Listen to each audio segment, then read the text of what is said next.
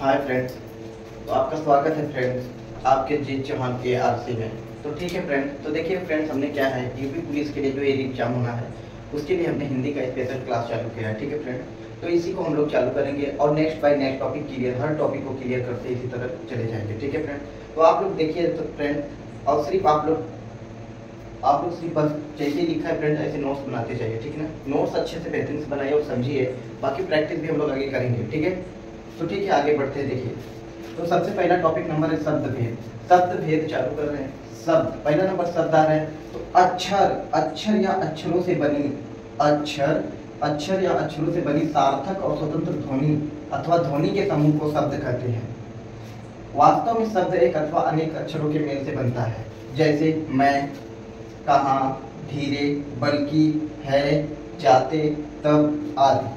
शब्द भेद। अब शब्द के भेद अगर कोई पूछे फ्रेंड तो शब्द के दो भेद होते हैं, पहला सार्थक, दूसरा निरर्थक। सार्थक किसे कहते हैं? जिन शब्दों का कोई अर्थ हो, जिन शब्दों का कोई अर्थ हो उन्हें सार्थक कहते हैं।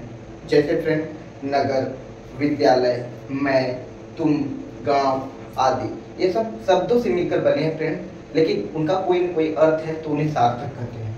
अब दूसरा बात आता है निरर्थक। निरर्थक जिन शब्दों का कोई अर्थ न हो, जिन शब्दों का कोई अर्थ न हो उसे निरर्थक कहते हैं। ठीक है फ्रेंड, तो देखिए इसमें जिन शब्दों का, पहला देखिए सर सार्थक में जिन शब्दों का कोई अर्थ हो उन्हें सार्थक कहते हैं, जैसे नगर, विद्यालय, मैं, तुम, गांव आदि।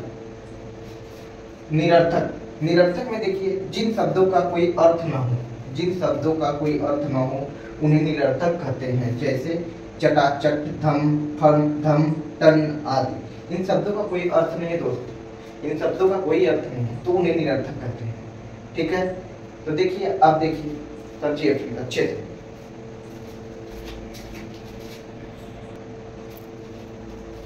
तो देखिए दोस्त, देखिए समझिए।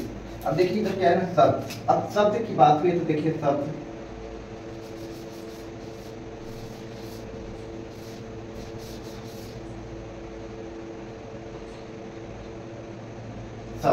शब्द की मैंने कितने कहा कि दो भेद होते हैं। कितने?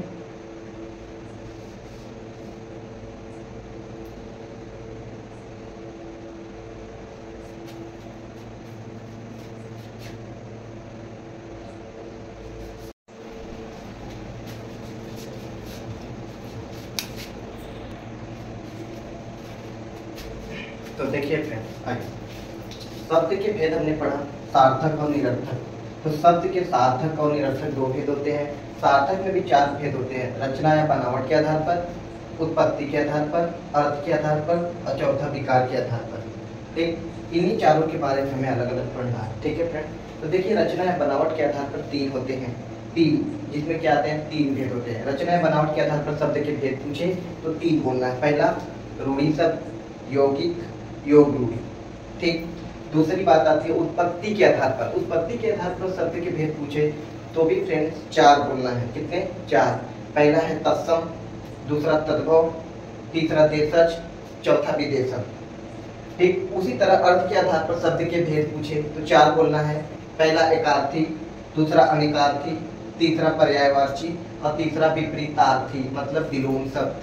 ठीक, और देखिए आगे विकार के आधार पर पूछा जाए तो कितने भेद होते हैं शब्द के? विकार के आधार पर दो, एक विकारी और एक अविकारी। विकारी के आधार पर पूछे कितने भेद होते हैं शब्द के? तो होंगे चार, संज्ञा, सर्वनाम, क्रिया, विशेषण। अविकारी में पूछे तो क्रिया विशेषण, संबंध बोधक, समुच्चय बोधक, विस्मयादि बोधक।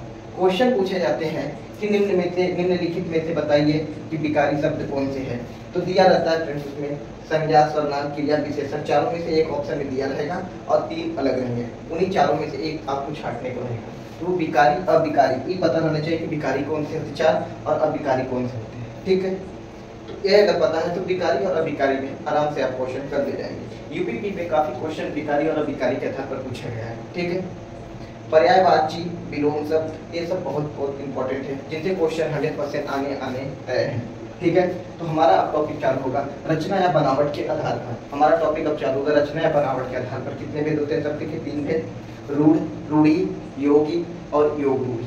ठीक है, टॉपिक हमारा यही चालू होगा। ठीक है, ठीक।